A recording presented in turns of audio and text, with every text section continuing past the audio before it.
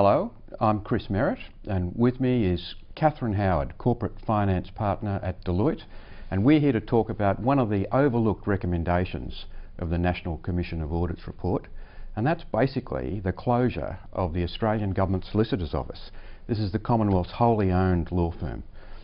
Catherine, there's a review proposed before anything's done. What should the government be wary of to ensure that they get this process right?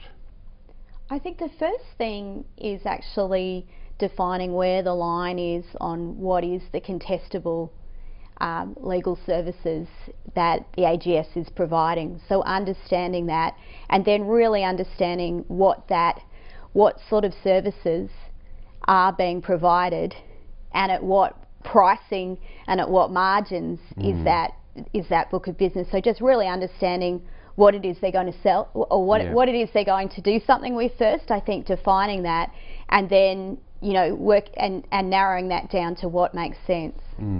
Sounds like it's not going to be a simple process of just, if they do decide to sell it, of just putting a for sale sign up. It sounds pretty complicated. Well, I think that the key thing here is that you need to make sure that the end result is that they're not going to pay more for services, and that they're going to maintain or increase the competition, that the existing competition that's there today. So are there techniques that the government could use to ensure that that huge slice, that market share that AGS has currently got, is not simply transferred to one law firm?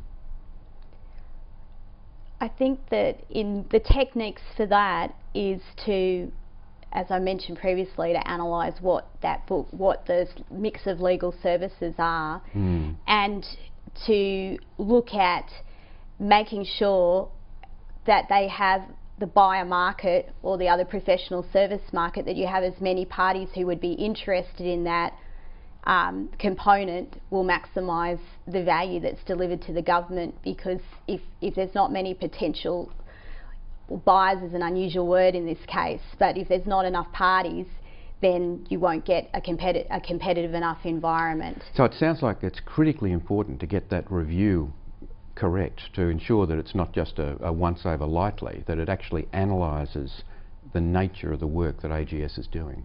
Absolutely. I think you need to understand that first, and you need to understand that the end result, that what your sort of benchmark is that you're going to measure whether this is a good result over, to measure the before and after implications of what you do, to make sure that it makes sense.